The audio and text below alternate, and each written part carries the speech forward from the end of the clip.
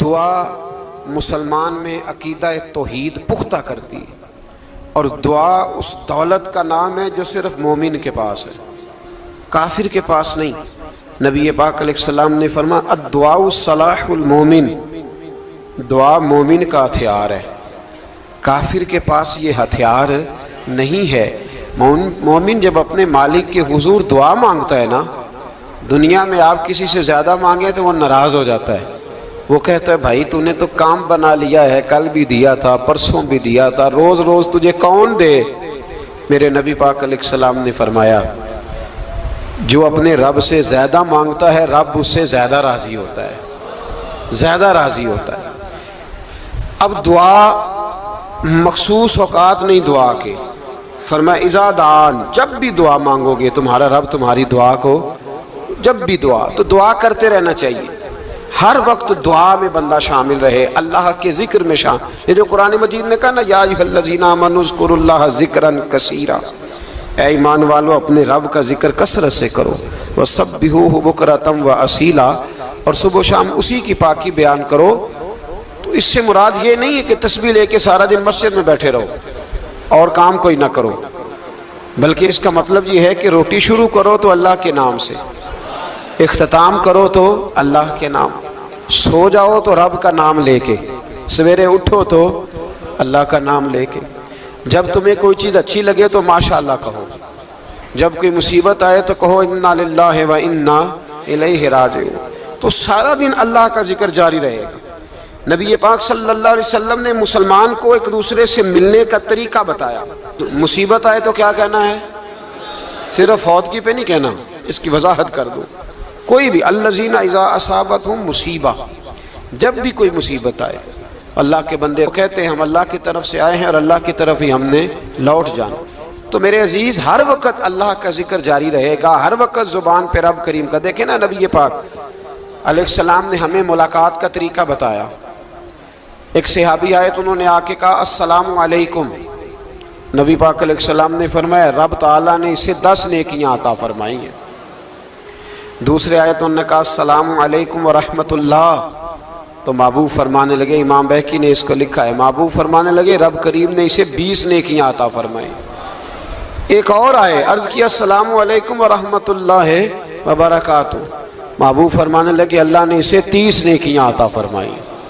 اچھا اس کا مطلب کیا ہے؟ السلام علیکم، تم پر سلامتی ہو۔ سادہ ترجمہ یہ ہے کہ تم سلامت رہو، تم سلامت رہو، ورحمۃ اللہ وبرکاتہ، تم پر اللہ کی رحمت بھی ہو اور اس کی برکتیں بھی ہو۔ وہ کیا کہتا ہے؟ وہ کہتا ہے وعلیکم السلام، تم پر بھی سلامتی ہو، ورحمۃ اللہ وبرکاتہ، اللہ کی رحمت ہو اور اس کی۔ یہ جو مسنون دعائیں ہیں نا جو حضور نے ہمیں دعائیں سکھائی ہر موقع پہ، ان کا کمال دیکھیے۔ اب ایک مسلمان نے آتے کہا السلام علیکم، اس کا مطلب کیا ہے؟ تم پر۔ اب وہ جھگڑا کرے گا اسے مارے گا، اس کا مال چھینے گا؟ اس نے تو آتے ہی کہا تم پر سلامتی ہو۔ تو جو سلامتی کی دعا دینے والے ہیں وہ جیب تھوڑی کاٹیں گے، وہ غبن تھوڑی کریں گے، ڈاکہ تھوڑا ڈالیں گے۔ اسلام نے لفظ ہی وہ سکھایا ہے کہ فرمایا جب تم نے ملنا ہے تو تم نے دعائیں کرنی ہیں ایک دوسرے کے لیے۔ اب ہمارے ہاں نئے نئے لفظ آ گئے، ٹیلی فون اٹھایا تو کہا ہیلو، اس کا کیا ترجمہ ہے؟ کون ہے؟ اس کا کیا ترجمہ ہے؟ جی جناب، اس کا کیا مطلب؟ ہم نے دیکھا بڑے بڑے سمجھدار لوگ السلام علیکم کی بجائے کہتے ہیں کیا حال ہے؟ بھائی کیا عجیب بات ہے، بھائی کیا حال ہے کا کیا مطلب ہوا؟ وہ بعد میں کرنے کی بات ہے۔ اور کچھ تھوڑا سا جو ادیب ہیں، جو بیچارے حروف کے پیچ و تاب میں رہتے ہیں، وہ کہتے ہیں آداب عرض ہے۔ وہ کیا ہوتا ہے جی؟ اسلام نے دعا سکھائی ہے السلام علیکم، یہ کتنی خوبصورت دعا ہے۔ جب آپ گھر کے اندر داخل ہوئے تو آپ نے دعا دی السلام علیکم، یہ دعا دی آپ۔ ایک صحابی حاضر خدمت ہوئے، عرض کی یا رسول اللہ صلی اللہ علیہ وسلم میرے گھر میں غربت رہتی ہے، کیا کروں؟ نبی پاک علیہ السلام نے فرمایا جب بھی گھر جایا کرنا گھر والوں سے سلام لیا کر، گھر والوں سے کیا کہا کر؟ السلام علیکم، جب بھی گھر جائے۔ یعنی گھر آیا، اب گھر والوں نے بتایا کہ ماچس کی ڈبیا تو لے آؤ۔ اب یہ دکان کونے پہ تھی گھر والے پہ، وہاں سے ماچس کی ڈبیا لے کے واپس گیا تو کہنے لگا السلام علیکم. پھر گھر والوں نے کہا ہو بتانا یاد ہی نہیں رہا, چینی بھی ختم ہو گئی ہے. تو یہ پھر گیا چینی لینے, لوٹ کے آیا تو کیا کہا؟ جب اللہ چاہتا ہے تو کہے, جب اللہ کے رسول چاہتے ہیں تو کہے. اس کا ترجمہ یہ ہے کہ تو کہہ, تو سلام لے. اللہ رسول چاہ رہے ہیں کہ تو سلام لے تاکہ تیرے گھر میں سلامتیاں ڈال دی جائیں. تو فرمایا سلام لینی ہے تو نے, اور ساتھ تو نے اس طرح کرنا ہے کہ 3 دفعہ سورۃ اخلاص کو پڑھنا ہے. امام قرطبی نے اس کو لکھا ہے. اس نے کہا حضور غربت بڑی ہے. غربت بڑی ہے تو کہ وظیفہ بتائیں. فرمایا جب بھی گھر جاؤ سلام لو اور 3 دفعہ سورۃ اخلاص پڑھو. وہ صحابی کہتے ہیں میں پکا ہو گیا. اب وہ کچھ دنوں کے بعد, کچھ عرصے کے بعد, کچھ مہینوں کے بعد واپس آئے تو صحابہ کرام علیہم رضوان فرماتے ہیں ہماری خواہش تھی کہ یہ کچھ بیان کرے, اب بتائے جو وظیفہ لے کے گیا تھا اس کا رزلٹ کیا نکلا. کہتے اس نے بڑی حیرت انگیز بات کی, حیرت انگیز عجیب انداز میں. کچھ لوگوں کا دل ہوتا ہے نا کہ مجھے ملے میرے پڑوسی کو نہ ملے, اور کچھ کا دل ہوتا ہے یار مجھے بھی ملا ہے اور الحمدللہ میرے پڑوسی کو ملا ہے. تو صحابی جب حاضر ہوئے تو صحابہ کہتے ہیں ہمیں تجسس تھا کہ یہ کچھ بتائیں. تو حضور نے فرمایا کیا حال ہے تیرا؟ کہا یا رسول اللہ کمال ہی ہو گئی ہے حضور, میں جب بھی گھر جاتا ہوں سلام لیتا ہوں اور 3 دفعہ سورۃ اخلاص پڑھتا ہوں. میں تو امیر ہو ہی گیا ہوں, میرے تو ہمسائے بھی امیر ہو گئے. کتنا پیارا ہے یہ جملہ, کتنا حسن ہے.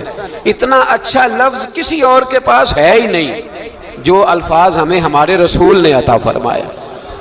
اس کو اپنائیے, اس کو اپنائیے. یہ الگ بات ہے کہ لوگ مطلب کے لیے سلوٹ کر لیتے ہیں بڑا سارا, لیکن مطلب کے لیے نہیں. جس کو جانے اس سے بھی سلام لیں, جس مسلمان کو نہیں جانتے اس سے بھی. تو نبی پاک نے ہمیں مسنون دعائیں سکھائیں. رات کو جب سونے لگیں اللہ کے رسول صلی اللہ علیہ وسلم نے ہمیں دعا سکھائی. حضور نے فرمایا جب سونے لگو تو مسلم شریف میں فرمایا تم نے یہ دعا پڑھنی, اللہم باسمک اموت و احیا. تم نے کہنا اے اللہ میں تیرے نام پر مرتا ہوں اور تیرے نام پر جیتا ہوں. نبی پاک صلی اللہ علیہ وسلم نے ایک حدیث میں فرمایا کہ یہ جو نیند ہے نا یہ موت کی چھوٹی بہن ہے, یہ موت کا ایک حصہ ہے. جس طرح انسان سو جائے تو کوئی خبر نہیں ہوتی کیا ہو رہا ہے, بالکل وہ اٹھا ہے تو اس نے کہا ہو یہ کیا ہوا. سو جاتا ہے نا آدمی, اسے خبر نہیں ہوتی. اوہو میں نے تو 11 بجے اٹھنا تھا, یہ تو 3 بج گئے. اب اسے خبر نہ رہی. سوتے ہوئے لوگ چوری کر لیتے ہیں, بلکہ اس طرح بھی ہوتا ہے کہ آدمی نے گکھڑ اترنا تھا, وہ پنڈی سے آ رہا تھا لیکن وہ سویا ہوا تھا. آنکھ تب کھلی جب کاموں کی آ گیا تھا. اب اس کا اس پر زور ہے تو فرمایا کیا پتا اب تو کھل گئی کاموں کی, جا کے لاہور جا کے کسی جگہ پہنچ کے, تو یہ بھی ممکن ہے کہ کھلے ہی نہ, نیند ہی موت کا سبب بن جائے. تو کہہ کے سو کہ یا اللہ تیرے نام پہ سو رہا ہوں. اللہ کس نام پہ سو رہا ہوں یار. اگر ہم ان دعاؤں کا حسن سمجھے, مت اللہم باسمک اموت و احیا, یا اللہ میں تیرے نام پہ سوتا ہوں اور تیرے نام پر اٹھتا ہوں. گویا کہہ رہا یا اللہ میری نیند بھی تیرے فضل سے ہی ہے, اور اگر آنکھ کھل جائے تو وہ بھی تیرے فضل سے ہی ہے. کتنا اعلیٰ نبی پاک علیہ السلام نے انداز سکھایا. اور پھر بخاری شریف میں حدیث موجود ہے, فرمایا جب اٹھو تو کہو الحمدللہ الذی احیانا احیانا بعد ما اماتنا والیہ النشور. فرمایا جب تم سو کے اٹھو تو پھر کہو اے اللہ ساری تعریفیں تیرے لیے, تمام تعریفیں جس نے ہمیں موت کے بعد حیات دی. موت کے بعد فرمایا احیانا بعد ما اماتنا, ہمیں مرنے کے بعد گویا اللہ کا شکر ادا کر کے آنکھ کھل گئی. دیکھیں کس طرح اسلام مسلمان کو اللہ کے ساتھ جوڑتا ہے. فرمایا شکر کر, آنکھ کھل گئی. کہ یا اللہ تیرا شکر ہے تو نے موت کے بعد ہمیں دوبارہ حیات عطا فرمائی, یہ شکر ادا کرو. گویا تم یہ نہ کہنا کہ میں اٹھ گیا ہوں تو میرا کمال ہے, یا یہ نہ سمجھنا میں اٹھ گیا ہوں تو میں بڑا پابند ہوں, جب میں ارادہ کر لوں کہ میں نے 11 بجے اٹھنا ہے تو پھر میں اٹھ جاتا ہوں.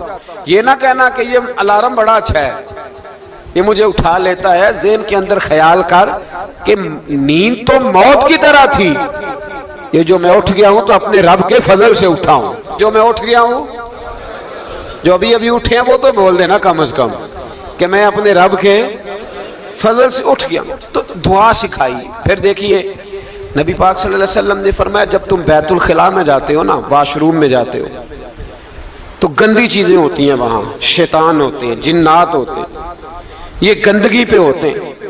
جب تم واش روم جاؤ، بیت الخلا جائے، تب بھی دعا مانگو۔ کیا دعا مانگو؟ وہ دعا بھی نبی پاک صلی اللہ علیہ وسلم نے ہمیں تعلیم فرمائی اور بخاری میں ہے، کہا پڑھا کرو، اللہم انی اعوذ بک من الخبث والخبائث۔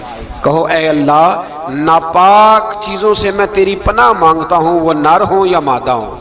اللہ میں تیری پناہ مانگتا ہوں۔ واش روم کے اندر بہت ساری بری چیزیں ہوتی ہیں، جوان میری بات پر توجہ فرمائیں، وہاں بہت ساری گندی چیزیں ہوتی ہیں۔ انسان کئی دفعہ واش روم میں جاتا ہے، اسے وسوسے زیادہ آتے ہیں، یہ نوٹ کریں میری بات کو۔ اصل میں نا ہم بات ڈھونڈ رہے ہیں علاج اپنی بیماریوں کا، حالانکہ علاج تو سارا مدینے والے رسول کے پاس موجود ہے، محبوب کے پاس ساری دوائیاں ہیں۔ تو نبی پاک علیہ السلام دیکھیں نا، انسان واش روم میں جاتا ہے، اسے وسوسے آتے، برے خیالات آتے، وہ گناہ کی طرف کئی دفعہ مائل ہوتا ہے، تو کہا تو دعا پڑھ کے جا، اللہم انی اعوذ بک، یا اللہ میں تیری پناہ مانگتا ہوں، من الخبث والخبائث، ہر خبیث اور بری چیز سے میں تیری پناہ مانگتا ہوں، وہ نر ہو یا یار۔ کتنا عظیم دین ہے، کتنا عظیم میرے مصطفیٰ کریم کا وہ والا دین ہے۔ اصل میں اللہ کرے بی اے پاس بچے کو بیت الخلا کی دعا بھی یاد ہو جائے، ایسے یاد ہو جائے، اور اس کے ماں باپ سمجھ لیں کہ جوان ہو گیا ہے، تو اب ہو سکتا ہے اس کی طرف شیطان حملہ زیادہ کرے، اسے خراب کرنے کی کوشش کرے، تو لہٰذا اسے دعا سکھائی جائے تاکہ اس کو پہلے سے پتا ہو کہ میں نے اس بے ایمان سے بچنا کس طرح سے۔ اب آپ دیکھیے نبی پاک علیہ السلام نے ہمیں دعا سکھائی، مصنف ابن ابی شیبہ میں۔ کون سی دعا؟ واش روم سے نکلنے کی۔ اللہ اکبر، بڑی زبردست دعا ہے، بڑی زبردست۔ آپ یقین کریں اس ایک ایک دعا پر ایک ایک پورا بیان ہو سکتا ہے، ایک ایک۔ یہ اس لیے نہیں میں کہہ رہا کہ میں کوئی عالم فاضل آدمی ہوں، آپ کہیں گے کہ بتا رہے ہیں میں بڑا پڑھا لکھا ہوں، صرف یہ عرض کر رہا ہوں کہ اس کے فوائد پر، ثمرات پر جو اللہ تبارک و تعالی امت کو دیتا ہے، ان دعاؤں کی جو فضیلت حدیثوں میں آئی ہے، اور پھر جو اس کے فوائد ہے، اگر اس پر بات کروں تو ایک دعا تقاضا کرتی ہے کہ اس پر پورا ایک لیکچر ہونا چاہیے۔ دیکھیے آپ واش روم سے نکلے، دعا کیا ہے؟ دعا کے لفظ کیا؟ الحمدللہ الذی، ایک حدیث میں لفظ ہے غفرانک، غفرانک، اے اللہ میں تجھ سے بخشش چاہتا ہوں۔ اور جو مشہور اور معروف ہے، مصنف ابن ابی شیبہ کی روایت، فرمایا الحمدللہ الذی اذھب عنی العذا وعافانی، فرمایا اے اللہ تیرا شکر ہے۔ واش روم سے نکلا ہے تو کہہ رہا ہے یا اللہ تیرا شکر ہے، تو نے مجھ سے اذیت دور کی، وعافانی، اور تو نے مجھے عافیت عطا کر دی، اذیت دور کر دی اور عافیت۔ بولیے، واش روم سے نکلا ہے تو کیا کہتا ہے؟ یا اللہ تیرا شکر ہے، تو نے مجھ سے اذیت دور کر دی اور مجھے عافیت۔ ڈاکٹر، حکیم، ہومیوپیتھک ایک چیز پر متفق کم ہوتے ہیں، پتہ ہے نا آپ کو، لیکن اس بات پر سب کا اتفاق ہے کہ اگر کسی کو قبض ہو جائے نا تو شاید 70 یا 72 بیماریاں لگ جاتی ہیں اس کو۔ اور جب آدمی کو قبض ہوتی ہے نا، پیٹ کے اندر فضلہ جم جاتا ہے، خارج نہیں ہوتا، اس کو اعصاب کی بیماری ہوتی ہے، اس کے ذہن پر اثر ہوتا ہے اس چیز کا۔ آپ یہ مت سمجھیں کہ کھانا کھانا ہی ایک کمال ہے، اللہ نے یہ بھی نعمت بنائی ہے کہ کھانا جب خارج ہوتا ہے تو وہ بھی اللہ کا بہت بڑا احسان ہے۔ تو فرمایا تو سمجھا ہی نہیں، اگر تجھے قبض ہو جاتی، تیرے پیٹ کے اندر وہ چیز جم جاتی، تیرے لیے کتنی تکلیف کا باعث تھی۔ ان لوگوں سے پوچھئے جو اس کے بیمار ہیں، اس کے مریض ہیں، وہ کتنی تکلیف میں رہتے ہیں، سر میں درد ہوتا ہے، سر چکراتے ہیں۔ ایک بہت بڑا روڈ ایکسیڈنٹ ہوا تو ڈرائیور سے لوگوں نے پوچھا کہ مسئلہ کیا ہے، تو کہنے لگا میں قبض کا مریض ہوں، تو میں کھانا کھا لیتا ہوں تو میرے ذہن پر وہ اس قدر زیادہ گیس کا غلبہ ہوتا ہے کہ میں سخت تکلیف میں ہوں۔ نبی پاک علیہ السلام نے ہمیں سمجھایا اور بتایا کہ سمجھ لو یارو، کھانا کھانے کی نعمت تو اللہ نے تمہیں عطا فرمائی ہے، لیکن کھانا کھانے کے بعد اس کا اخراج بھی اللہ کی بہت بڑی نعمت ہے، تو اللہ کا شکر ادا کرو۔ پھر جب آپ گھر سے نکلیں گے تو بھی اس کی دعا ارشاد فرمائی، بسم اللہ توکلت علی اللہ، اللہ کے نام سے گھر سے نکلتا ہوں اور میں نے بھروسہ بھی اللہ کے نام پہ کیا۔ جب گھر سے نکلیں تو کس کے نام پہ بھروسہ کریں؟ بولیے حضرت رابعہ بصریہ رحمت اللہ علیہا، آپ تشریف لے گئیں حج کرنے، جس دن واپس آئیں اپنا اونٹ کہہ گئی جاتی دفعہ، کہنے لگی اللہ میں تیرے حوالے کر کے جا رہی ہوں، اور بسم اللہ توکلت علی اللہ، بھروسہ بھی تیری ذات پہ ہے۔ جس دن واپس آئی نا اسی دن کسی نے بتایا کہ اماں آج ہی تیرا اونٹ مر گیا ہے، تو اونٹ کے سرانے کھڑی ہو کے کہنے لگی مولا میں تو تیرے نام پہ تیرے پہ بھروسہ کر کے گئی تھی، تیرے حوالے، میں تو تیرے گھر گئی تھی۔ تو لوگ کہتے ہیں اماں کے منہ سے لفظ نکلے تو اونٹ زندہ ہو کے کھڑا ہو گیا، کھڑا ہو گیا وہ۔ تو اماں کہنے لگی نہیں تمہیں ہی غلطی لگی ہے، مرا ہی نہیں تھا، پہلے سے ہی موجود تھا، گویا اپنی کرامت بھی نہیں ظاہر ہونے دی۔ تو بھائی گھر سے نکلیں تو کس لفظ پر کہ یا اللہ میں تیرے بھروسے پہ نکل رہا ہوں، میں اس کے دو فائدے ہوں گے، ایک تو آپ اللہ کی امان میں جا رہے ہیں، اللہ کی امان میں آ رہے ہیں، اور دوسرا جس گھر کو آپ چھوڑ کے جا رہے ہیں اسے بھی اللہ کی امان میں دے کے جائیں۔ تو کتنا لذت والی دعا ہے جو نبی کریم علیہ السلام نے ہمیں سکھائی۔ اب ذرا حدیث سنیں خوش ہو کے، دیکھیں حضور نے دعا سکھائی، فرمایا جب دیکھ لو نا کسی کو ہنستا ہوا، کیا کرتا ہوا؟ ماشاءاللہ آپ تو ہنسنے لگے۔ جب کسی کو ہنستا ہوا دیکھو تو کہا کرو اضحک اللہ سنک، یہ دعا یہ بخاری ہے، فرمایا دعا مانگا کرو جب کسی مومن کو ہنستے ہوئے دیکھو تو دعا مانگو اضحک اللہ سنک، اللہ تجھے ہنستا ہی رکھے، اللہ تجھے، بولیے جل نہ جایا کرو کہ میں پریشان ہوں تو یہ ہنس کیوں رہا ہے، جھلا نہ کرو، بلکہ کیا کہا کرو اللہ تجھے ہنستا رکھے، اللہ تجھے۔ نبی پاک صلی اللہ تعالی علیہ وآلہ وسلم نے فرمایا، ترمذی میں حضرت اسامہ بن زید رضی اللہ تعالیٰ عنہ سے حدیث مروی ہے، حضور نے فرمایا جس نے کسی کے ساتھ احسان کیا اور جس پر احسان کیا، اگر اس نے یہ دعا پڑھ دی نا جزاک اللہ خیرہ، تو فرمایا اس نے اللہ کی بھی پوری حمد کر دی اور محسن کا صحیح شکریہ بھی ادا کر دیا۔ کیا کہنا ہے؟ جزاک اللہ، اللہ تجھے بہترین جزا عطا کرے۔ اس کا ترجمہ کیا ہے؟ اللہ تجھے بہترین، کیونکہ حضور فرماتے ہیں من لم یشکر الناس ولم یشکر اللہ، جس نے بندوں کا شکریہ ادا نہیں کیا اس نے اللہ کا بھی شکریہ ادا نہیں کرنا۔ تو کیا کہنا چاہیے؟ جزاک اللہ خیرہ۔ اور اگر اماں کہتی ہو بچوں کو انگریزی سکھانی ہے تو کیا کہنا ہے پھر؟ شکریہ ادا کرنے میں کیا کہنا ہے؟ Thanks, thank you. او خدا کے اس کا ثواب کتنا ہے؟ بولے انگریزی ایک زبان ہے، اس کو زبان ہی رہنے دیں گے۔